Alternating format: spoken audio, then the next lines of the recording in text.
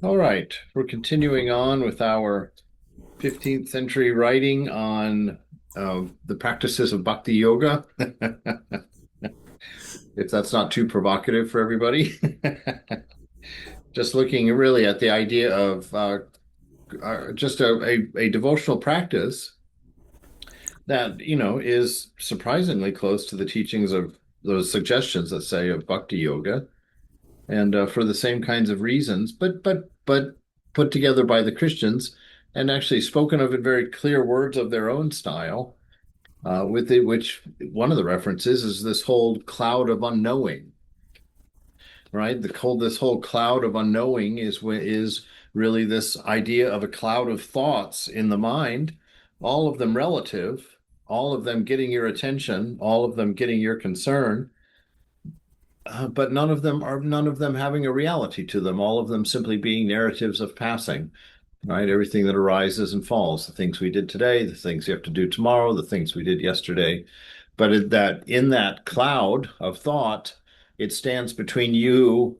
You see, for the Christian, they go outward for God. So this idea that your mind is between you and God, this cloud of unknowing, is what keeps you from realizing the divine. But then this last week, we got quite a few wonderful teachings of Advaita tucked in here with one little, what should we say, uh, caveat in that they believe that the body, we will always be connected with our body. And so even though we are spirit and body, that the spirit becomes one with God, but that the body keeps us on on a lesser level. So we can never say that we are God or that thou art that because of the body as a quality. And so like that. So if you hold on to that idea that we are always a body, that we will never leave the body or transcend our physical form, then no problem. We're in agreement, right? It's just whether or not we drop the body or not, which is kind of a moot point. It doesn't really matter because Jesus also had a body. And he took his with him, and he and the Father were one. So on that loophole, I'm just playing. So no, so the union with God only happens in spirit, not in the physical form, and so we're always this step down from that within this tradition. All right, so chapter 69, I think that's where we're at here. How a man's affections are marvelously changed in the spiritual experience of this nothing, which happens nowhere. All right, do you remember last week this stillness of the mind is what he's talking about here when he talks about this spiritual experience of this nothing, right? To where there is no thought of any created thing in the mind. You have a still mind, and he says that to have that experience will change you deeply forever. And in the Vedanta, we would say because you see God clearly through clear mind, through pure mind, right? You have a direct experience. You see, in this world that we've got now, we cannot directly experience this world, right? We cannot have a direct experience. Every experience of this world is interpreted, right? I touch this table. That's what I call. I say, I'm having an experience of touching that table. But we know that only if you stay in ignorance can you see it that way, because your hand is touching that table and sending information about that experience to your mind. When you, as mind, observe the sensual input that the hand got from touching that table, then you are touching that table, but you're not touching that table. Your hand is touching the table and telling you about it. So you get secondhand experience from it. You don't have a direct perception. You can't see that table when you're not touching it. You know what I mean? You know what I'm saying? If one of my senses is not bouncing off of that table, I will have no knowledge or experience of that table, even though we're right next to each other. So we can't have a direct experience. All that we can see and taste, touch, and hear in this world is done through the senses. And so we're getting an interpretation. And the thing about that is that, if you have a spiritual experience, the reason that they change us is that it's a direct experience, right? It's an experience where the senses are not telling you about it, the mind is not telling you about it. It's happening to the you of you before mind, before body, and those experiences change us forever. And they are never forgotten. You remember them after 30 years in the same level of detail as you remembered them the moment they happened, because they are a direct imprint. They are direct from the source itself. So, you know, I, we touched upon that little when I told that story, of what with Moksha Prana, when she said two words to me, right? Most of the time we can only give each other words like this. And I can't give you anything that I'm putting into the words. I can only give you the words, and you have to provide all of your own projections. And we just hope that we're understanding each other, right? That's where so much miscommunication happens.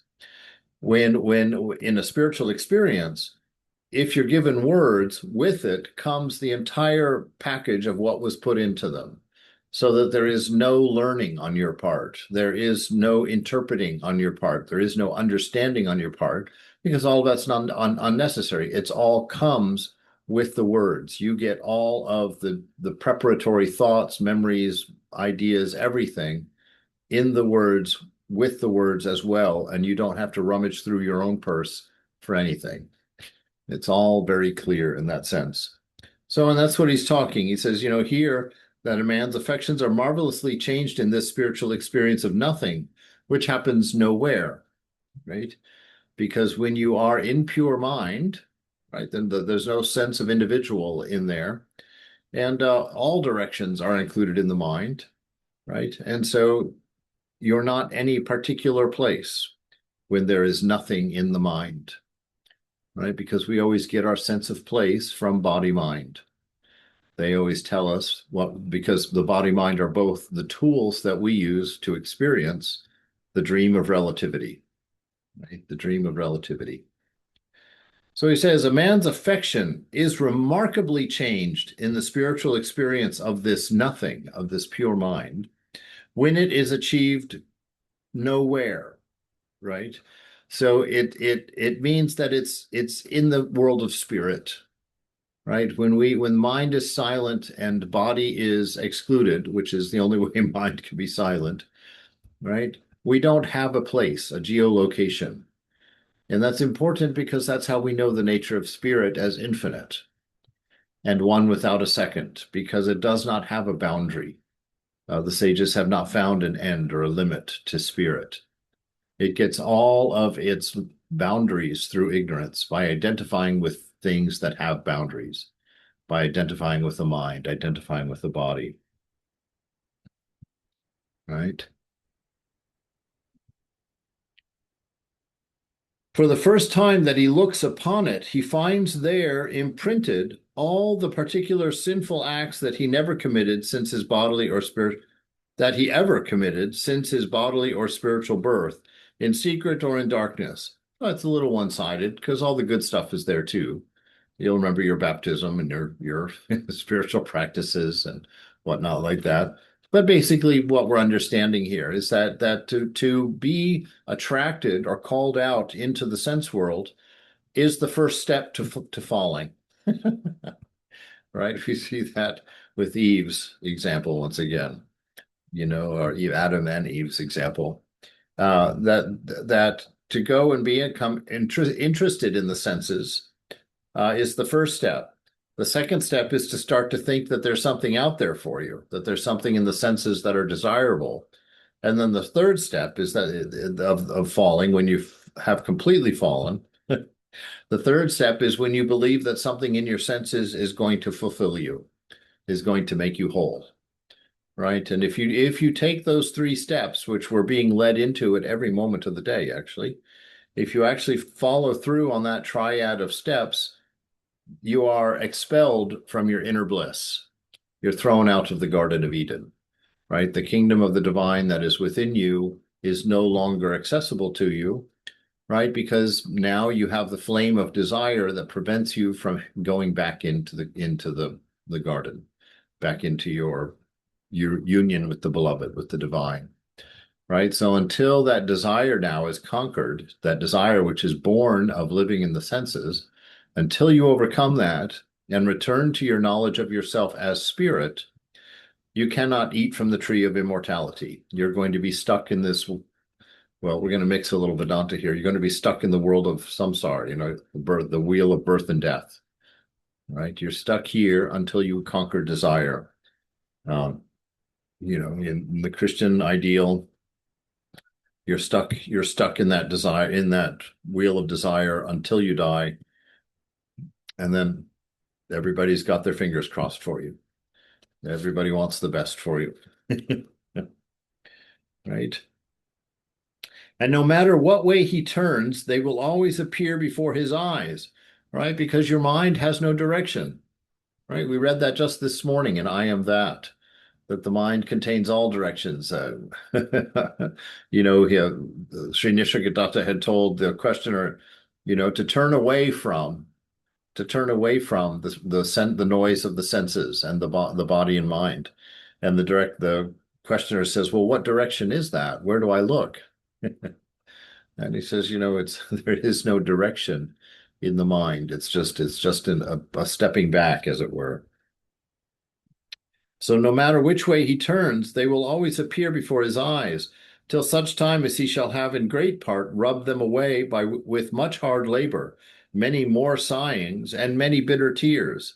Right? Our karma, right? That's why Holy Mother says, if you had the karma where you were supposed to be stabbed through with a sword, she says that if you repeat the divine name, if you do the practices that this guy is listing here, then instead of being run through with a sword, you might just be pricked with a needle, right? So somehow our chanting of the name of the divine lessens our desire for material things, for things outside of ourself, because we slowly, slowly become aware of our inner divinity by chanting the name of God. And how does that happen? Well, because the name always invokes the presence.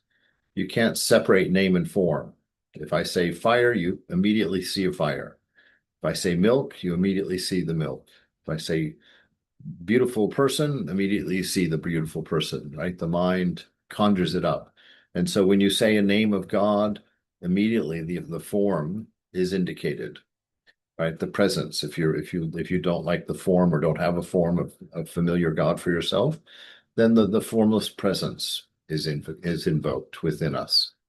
And so that for having that name and that form invoked regularly in us undoes the deep tracks of sensuality that have formed over the years, our attachments to things in the sense world. And this is done with much hard labor, many sore sighings, and bitter tears, he says. So this is our struggle in spiritual life, right? It's when we're overcoming our attachments, our addictions, our uh, pains in the world.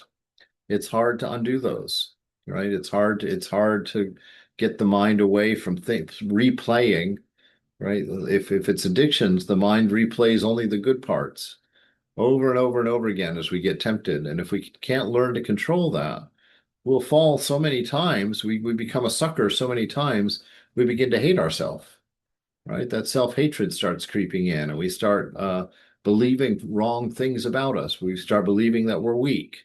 We start believing that we're worthless, that we're without value. We start thinking that we're small and that we're victimized. We're never going to get to do this. And then that causes some self-destructive thinking, right? Where you just kind of throw yourself into it because you're like, oh, what the heck? I can't beat it. I'll just dive into it, right? Into a self-destructive hopelessness. And so this is the struggling, he says.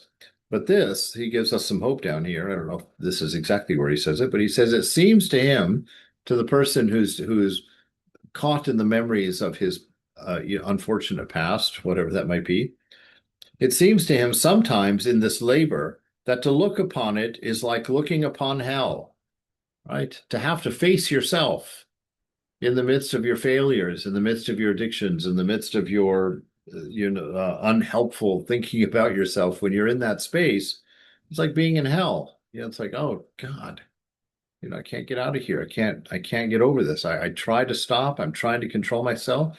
I see that it's ruining my life. I see that it's taking my friends away. And still, despite my every effort, I always end up back in the middle of it.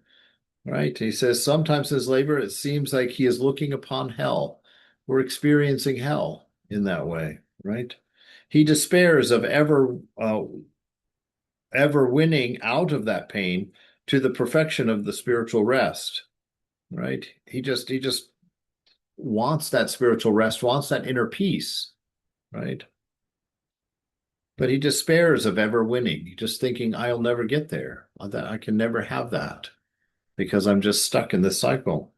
Many arrive so far inwardly, but because of the great pain that they experience and because of the absence of consolation, they go back to behold the bodily things, right? They get stuck. They instead of persevering, they give up, right? They're just like, well, I'm here. I guess I'll just enjoy the world then, right? And you just dive in and give up, thinking that there's no way that you can have that. But because of the great pain that they experience and because of the absence of consolation, they go back to behold these bodily things, to seek fleshly forts without, because of the absence of spiritual consolation that they have not yet deserved, and which they would have deserved if they had endured for a while. Now he's making a big mistake here, and I'm going to speak frankly because I won't have somebody talk about grace and then deserving in the same sentence, much less the same paragraph, right? It's because we have not accepted the grace. We have not accepted, we've not we have not come to that point where we trust that our own divine nature can be of service to us. But it is beautiful here that he says that this endurance is necessary in spiritual life. Don't give up on yourself. You know, Vivekananda makes that very famous statement. It's like, the old religion said that an atheist was one who did not believe in God. But I tell you now that the only true atheist is he who does not believe in himself. Right? That is the divine within you that will win this battle. And it's by you accepting the grace of your own mind that you will win this battle. Right? And step into your true sense of being. That takes a lot of endurance. It takes a lot of wrestling. It takes a lot of fighting. It takes a lot of discerning, right? It really is warfare. Seems like warfare, but it's a warfare of one. A one and an imagined second. Right? He that has patience sometimes experiences consolation and has some hope of perfection, right? That person who just pushes through, is going to see some success, is going to experience a consolation, which we would say a spiritual bliss. You'll touch your bliss within. So he that has patience sometimes experiences consolation and has some hope of perfection, some hope of attaining that goal, right? For he feels and sees that many of the particular sins committed in the past are in great part rubbed away by the assistance of grace, right? By this kindness of the divine. You can, through the chanting of the name, which is what he's teaching us here, rub out or erase, dim the power of these samskaras, of these memories of what we've done, right? So that if we've been doing a lot of discerning, you come to a point where you can't think of the pleasure without thinking of the price, because you've discerned it so many times and it finally is remaining in your mind. Right. But then you go through a period. The difficulty is that once you've got this bad habit fully developed, right, that you might have done during the days of not knowing, that once you've developed that habit, you've done all the discernment, you know that it's no good for you, you know that you don't really want it, you know that it has nothing to do with you, and yet the habit won't quit, right? It be still overwhelming. It's got the power of a freight train in movement. Right? So how can you do? Well, that's the time for renunciation, right? You've done the discernment, you see the nature of the action being unhelpful, you've seen that it is something that cannot give what it promises. If it doesn't then diminish or go away, then is the time for you to renounce, right? To cut it off and be finished with it. and move on with a great sense of determination, a great inner uh, conviction uh, to go forward. And that's done by the assistance of grace. But always in the midst of the consolation, he feels pain. But now it seems to him that it shall have an end, for it is growing less and less. Right? Now he's leading us into a trap here. I'll warn you, I can tell, I can feel it.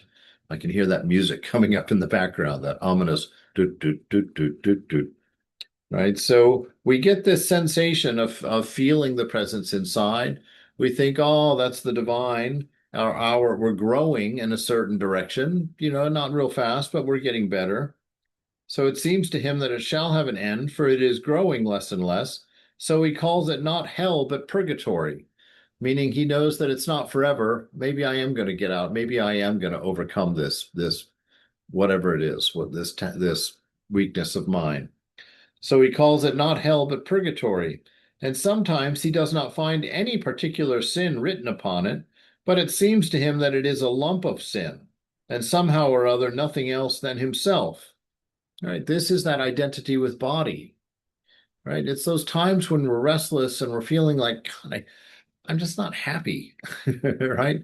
This is not what I was hoping for my life to be. And you can't touch anything in particular. You can't identify, oh, it's because I wanted to be a writer and not a dancer.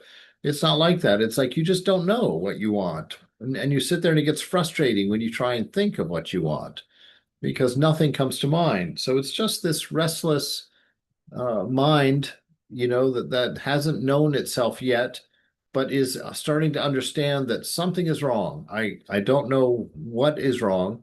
It has not yet occurred to me that I've tied my sense of self with body or with mind, and that's been a limit and a constant source of stress as I try and serve a mind whose desires are always changing, and try to serve a body whose tastes are always changing.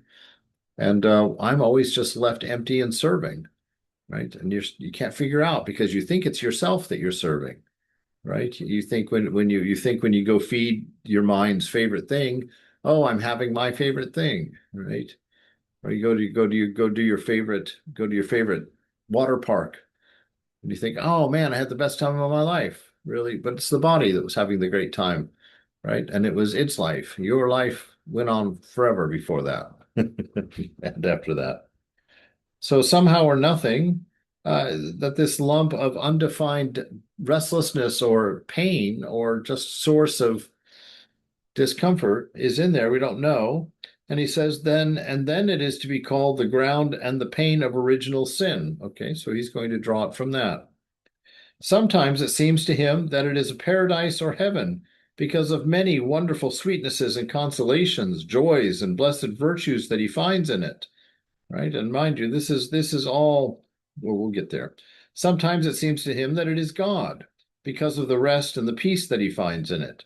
But let him think what he will, he shall always find that it is a cloud of unknowing, which is between him and his God. Right? So that even though we can enjoy the mind and we can enjoy the body, that anything that we're leaning on that is an experience is outside of ourself, right?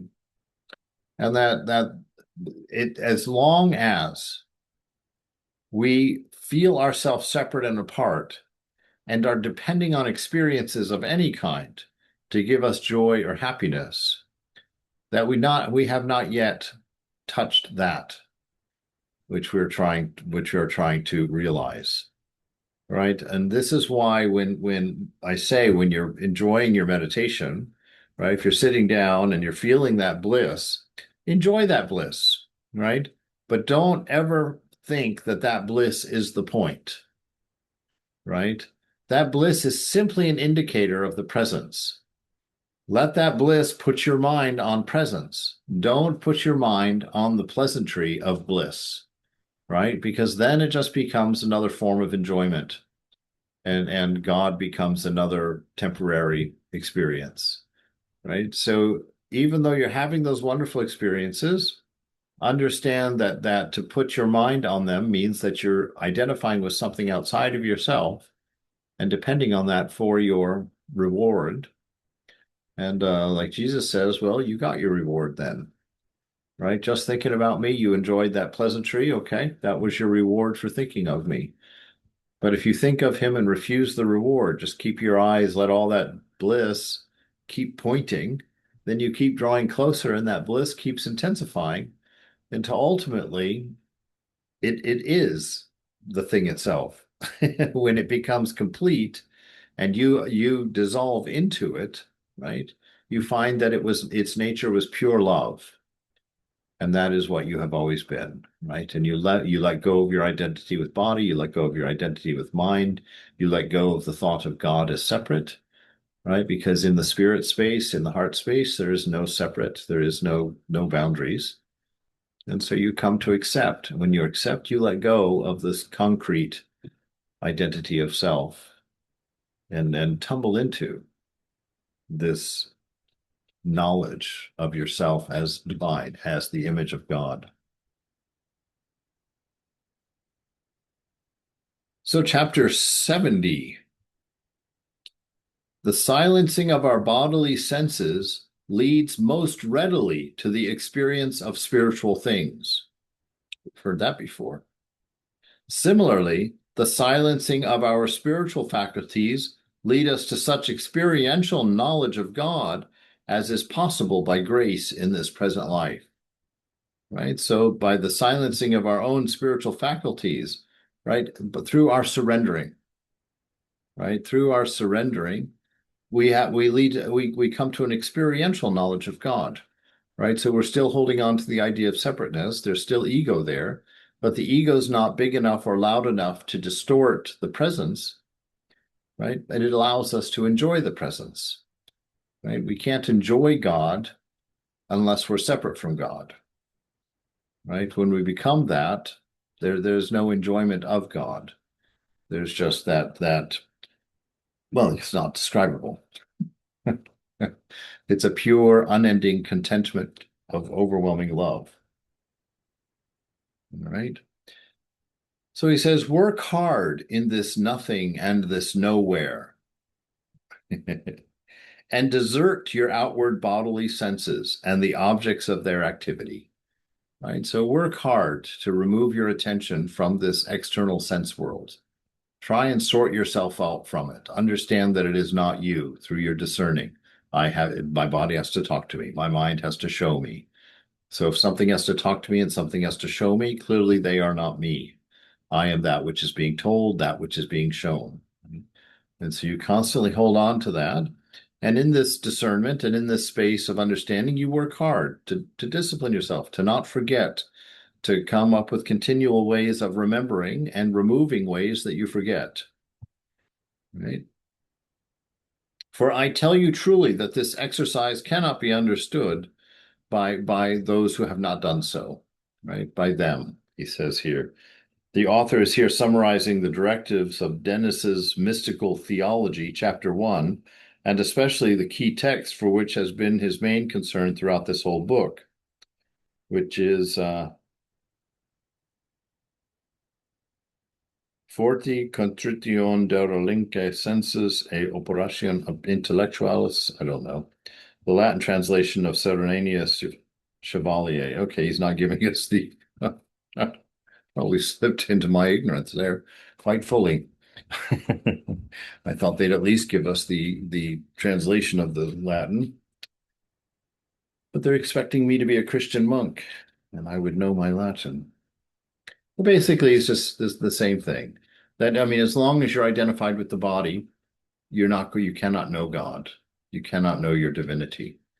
As long as like God, but Jesus says you cannot serve two masters, God and mammon. You cannot serve both the material and the spiritual world, right? You're going to hate one and love the other, no matter what, at some point. With your bodily eyes, you cannot comprehend anything except by its length and breadth, its smallness and its greatness, its roundness and its squareness, its farness and nearness, its color, By your ears, nothing except noise or some manner of sound. By your nose, nothing except stench or savor. By taste, nothing except sour or sweet, salty or fresh, bitter or pleasant. And by touch, nothing except hot or cold, hard or tender, soft or sharp. What's he saying there? Right? That in the body, you're stuck in the duality, right? You're stuck between the two duals, and all those, whatever those two dualities are, tall, short, ugly, beautiful, stinky, aromatic, male, female, whatever it is, as long as you're in the senses, you're going to be in the world of duality, the world of multiplicity. There's no way around that. And he says, neither, and truly, neither God nor spiritual things have any of these qualities or quantities, right? It's things of the spirit do not have any of these dualities, these boundaries in them, right? So leave your outward senses and do not work with them, neither exteriorly nor interiorly, right? So don't enjoy things outside of yourself and don't sit and ruminate about enjoyable things inside yourself, right? Because both of them are going to be an attachment to something thought, and something thought will always be temporary, and something thought is never real. It just seems real. For all those who set themselves to be spiritual workers inwardly, and yet think that they ought either to hear, smell, see, taste, or touch spiritual things, either within or outside themselves, are surely they are deceived and are working wrongly against the course of nature, right? Because our identity, our self, the true nature of being, is not in the mind and is not in the senses, is not in the body, right? It's a spiritual realization. It's like it's realizing we're not in this dream. This dream is in me. I'm asleep in a bed, in that scenario anyway. It's that notion like, hey, wow, I'm not here, right? That's why this world is so foreign to me. Right. This is one of the things I've been playing with in the last week or so that I really like. I came to understand the other day that I, in my true nature, cannot enter into this world. I can't be here because I am outside of time, right? And I have to be in time to be in this world. I have no boundary whatsoever, no limiting adjuncts, whatever. And to fit in this world, I have to be boundaried by something, be it a body or a form of some kind. Right. So us in our true nature, in the nature of our divinity, we cannot enter into this world. And so how do we do it? Well, study your dream at night again. You cannot take your body into your dream at night. Your body has to stay in the bed. You can't enter into that dream. And so how do you enter into that dream? You enter into that dream as a thought of yourself, right? And that thought of yourself enters the dream and then forms a body that is useful for experiencing that dream, right? And it depends on the dream. Some dreams you'll have a full body with all the senses. Some dreams you'll just be a point of reference that only has sight, right? Sometimes you'll be a butterfly that can fly and feel but not talk, right? So you'll always have a body of subsets that's appropriate for your dream, but it's not your body. And it's not your dream, the dream of the dreamer, the dreamed anyway, right? It's the dreamer outside there that's still sleeping in that bed who could not come into the dream. He's put his thought in the dream as me. And now I use me and mine to work my way around the dream, right? And so this is what he's saying, that there is no way for us to leave the dream as long as we think it's real, as long as we think it's what is defining us. It's not until you stop and say, hey, my God, all of this is happening inside of me. I'm asleep in the bed. Then you become aware that you're dreaming. And then you know that you're not the dreamed, that you're the dreamer. Right? And then your experience of the dream is one of freedom, because the dream is no longer a set of limitations. It's now a compound of possibilities. Right? It can become anything that you can think. For by nature it is ordained that through the bodily senses men should have knowledge of all outward bodily things, and not that they should come to the knowledge of ghostly things or spiritual things through them. I am speaking of their positive activity, for we can come to the knowledge of spiritual things through their lack of activity. When, for example, we read or hear of certain things and realize that our bodily senses cannot inform us what these things are through their qualities, then we can certainly be assured that these things are spiritual and not bodily things, right? Those things that cannot be defined, right? Those things are things of the spirit. Well, some of them can be defined, but this notion that the spiritual things, as you try to define them, they keep getting bigger, right? Like beauty. Try to define beauty. And you'll find that the idea of beauty gets bigger the more you think about it. It always has to include one more thing that you didn't think of, right? The idea of love, try and define love, and yet that word grows the more you think of it. The manifestations of love are infinite, right? Peace, the same thing, right? All those things, these different names of God are there. Did you read that he wrote ghostly or spiritual? He said ghostly, but in a lot of Christian literature, that's another word for spiritual. Oh, Another interesting. it means Okay. not of this world, not of a material substance. Interesting word. Okay. Yeah, that's Thanks. and I think it probably comes from the idea of Holy Ghost, which Oh, they also gotcha. interpret it as Holy Spirit. Instead of Right? spirit. Okay. Thank you. Sure.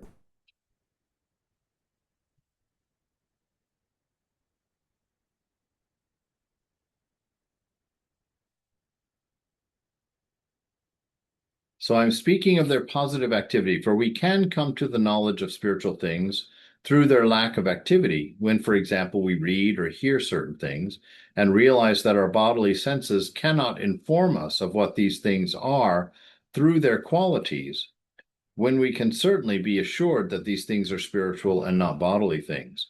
The same is true spiritually of our spiritual powers. When we are laboring concerning the knowledge of God Himself, for no matter how much spiritual understanding a man may have in the knowledge of all created spiritual beings or spiritual things, he can never, by the work of his understanding, arrive at the knowledge of an uncreated spiritual thing, which is nothing except God, right? So we cannot, through reason, we cannot, through the material world, through the relative world, ever arrive at that absolute unchanging, right? Through the changing, we can't reach the changing, right? The changing has to be denied, right? Like when we sit and are watching a movie, you can't stay aware of the movie, of the white screen behind the movie and the movie at the same time, right? Because that movie is actively taking you away from the awareness of the white screen, and the white screen wants to take you actively away from the awareness of the changing movie on it, right? So you cannot do them both simultaneously. That's what he's saying here.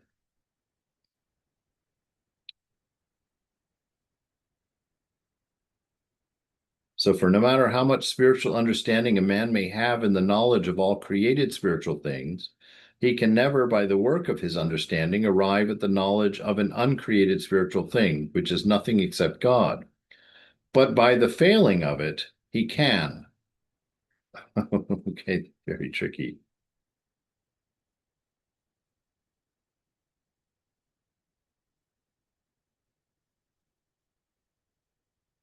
Let's see, he's got a footnote here. He says, but by failing of it, he can. And the footnote says, the author is not here contrasting the bodily senses with the spiritual senses, and spiritual senses is in quotes, as traditionally interpreted in Western mysticism, but with the spiritual powers of mind, reason, and will. Rather, he is again drawing attention to the crucial need for discernment in distinguishing between the essential object of the exercise, union with God, from any accidentals that may accompany this process. He is not concerned to condemn the doctrine of the spiritual senses. Okay, so he's just basically saying that we can't reach God through the material, through the relative, through the limited, but by failing to do so, we can. You see what that means? It's like basically it's making the same statement as what Swami Prabhupada one time told me. I asked him, why do we have to practice if we're not the doers? You know, why do we have to practice if this is a realization and a reality? And he says, you practice to become exhausted. You practice until you arrive at the knowledge, at the realization you can do nothing. This is utterly impossible to do. And the moment that you, in that freshly found humility, that freshly found surrender of having put all of your effort to it and found yourself incapable, at that moment, you have finally become infinitely humble so that you can receive an infinite gift. You then can receive grace because grace is an infinite gift, and there had to be nothing left of your ignorance for you to be able to carry that. Right? So that's what he's saying here. For where his understanding fails is nothing except God alone.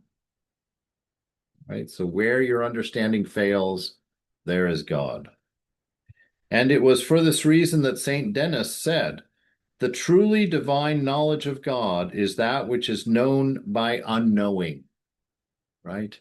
What does that mean? This knowing by unknowing. You see, you can only know particulars. You can only know bounded things. You can only know things that are not that are relative to you, right? None of those things is God, right? God can have no boundary. God can have no limits. God can have no attributes.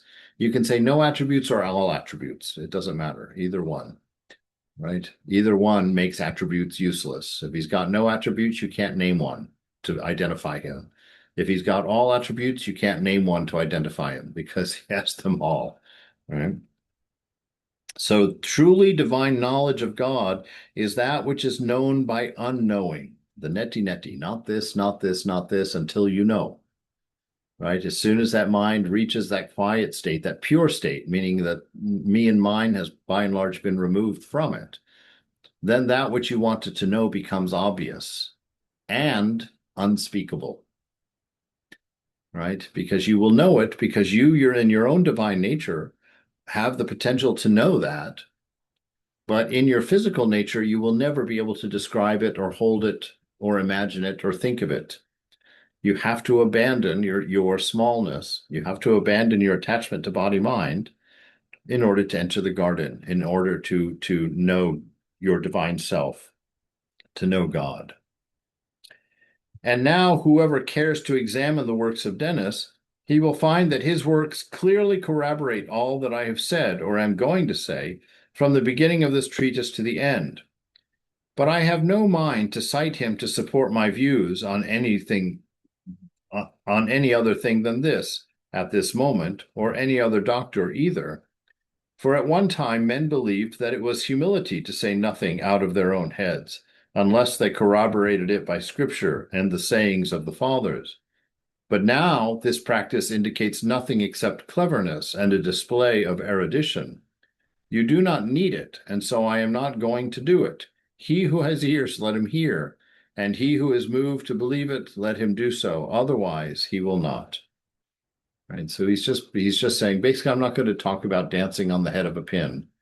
I'm not going to cross swords with other saints and their words. He's saying, I'm just going to leave it like this. Take it or leave it. You don't have to believe it. But it's this whole idea that God cannot be the result of philosophy, right? He's unreachable by necessity of anything in the relative world because he is the absolute unchanging that is necessary for there to be a relative world, right? If you don't have an absolute unchanging in the center of your relative world could not exist. There would be nothing to hold it up.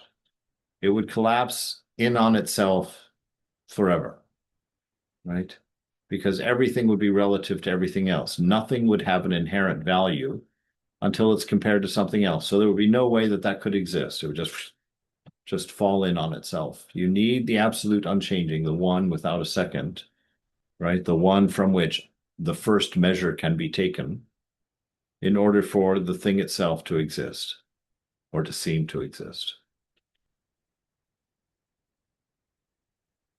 Right? Chapter.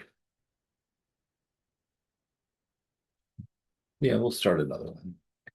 All right, chapter 71. Some may experience the perfection of this exercise during rapture, but some can experience it whenever they will in their normal conscious state. Right? So this is realization he's talking about here, which Vedantas are very familiar with the idea. And most of us understand the idea of during rapture. We'll say that that's when the body drops, and you're taken home. At that point, you can remember, you will, many of us will realize God at that point, because when the body drops away and we realize we still exist, we're like, hey, wow, check it out. And we realize this is true. I'm that, right? And so you come to that knowledge.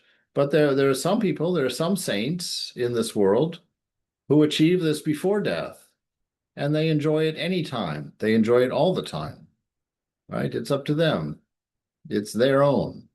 And this was why the monks around Ramakrishna, after Ramakrishna left his body, they all were still practicing, doing their spiritual practices. And I remember M came to them at Baranagore and said, "Why are you guys practicing? I thought you all had realization." And like we did, but we're making it our own, right? We're making it our own. God, Mother Thakur gave us all that just by touching us, but we wanted to make it our own, to have something that we could have at any time. Right? Some people believe that this work is so difficult and so awesome that they say it cannot be undertaken without great toil preceding it, right? We have the same thing. Everybody's like, "Oh, it's going to take me lifetimes," or "This is terribly difficult," right? We believe because so few people do it that it must be momentously difficult. But Mother says you can have it this very moment. Just stop desiring, right? Just stop desiring. That's all you have to do. It's not a big thing, but we have told ourselves so many stories around it, and we're holding on so tightly to the things we have to let go of that we think it's a terribly difficult thing to do or even impossible thing to do. But it's not. It's a natural thing to do, right? A natural thing. So some say that it cannot be undertaken without great toil preceding it, that it can be achieved only and very seldom, and that this during the time of rapture, right? You're not going to get it until the final day. To these I wish to answer as well as my feebleness permits. I say that it depends on the ordinance and the disposition of God, and the spiritual capacity of those to whom this grace of contemplation and spiritual working is given. There are some who cannot reach it without long and frequent spiritual exercises, and even then it is only very seldom, and they will experience the perfection of this exercise at the special calling of our Lord. This is what is meant by rapture. But there are some who are so refined by grace and in spirit, and so familiar with God in this grace of contemplation, that they may have the perfection of it whenever they will, in their ordinary state of soul, whether they are sitting, walking, standing, or kneeling. Right? What a beautiful thing. How absolutely true this is. That it is some who are so refined by grace, which means we do that practice that we talk about. Your practice is really ultimately the acceptance of grace, right? Our practice is ultimately the acceptance of grace, an absolute surrender of anything contrary to divine love, the absolute surrender to every boundary or limit on divine love, right? And if we spend our life thinking about this, washing ourselves in it many times a day, thinking about it, enjoying it, wanting more, being patient in the present, in the middle of it, then we become so refined by grace. We come to such a beautiful understanding of what God is and what we are in relationship to that loveliness, right? That we become so familiar, so refined by this grace and in spirit, and so familiar with God in this grace of contemplation, that they may have the perfection of it whenever they will, in the ordinary state of the soul, whether they're sitting, walking, standing, or kneeling. Right? So you can realize God while in this body, while living this life. Right? It happens by grace. It's not that it's earned, but you have to discipline yourself to be able to hold grace, right? To trust in grace deeply enough as you go into that light of awareness, and suddenly all of your wickedness is right there on display to you. Instead of wincing, you immediately look to God's grace. And you don't even shudder a moment of insecurity or fear or shame or regret, because you know none of those things mean anything in the light of grace. And you're so accustomed to living in the inspiration of grace that you just walk right through them. And you can walk right through them anytime you want, right? Because of this faith in grace, because of the refinement of your nature from thinking of grace constantly. And at the same time, they have the full command of all their faculties, bodily and spiritual, and they can use them if they so wish, not without a certain hindrance, but one not hard to overcome.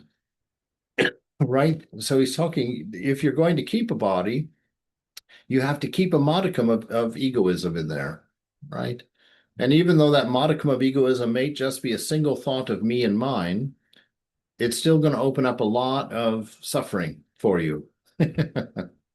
Right? Even though you can let go of it any time, until you let go of it, you suffer, right? This is the cry of Jesus's despair on the cross, right? He held on to that sense of me and mine all the way through, right? To demonstrate to you, right? And to me, as it were, as the story goes, of his grace for us, his love for us, his commitment, the fact that he is willing to go all the way into hell himself to bring us back, to bring us home. So it's a demonstration of that. We have an example of the first type in Moses and of the second in Aaron, the priest of the temple. This grace of contemplation is prefigured by the Ark of the Testament in the Old Law. And those who exercise themselves in this grace are prefigured by those who are most concerned with this ark, as the story bears witness. This work and this grace is rightly said to resemble that ark. For as in the ark all the jewels and relics of the temple, oh, he's talking about the Ark of the Covenant, not Noah's Ark. So he's talking about the Ark of the Covenant, which was the place where God would be present with the priests in the Holy of Holies.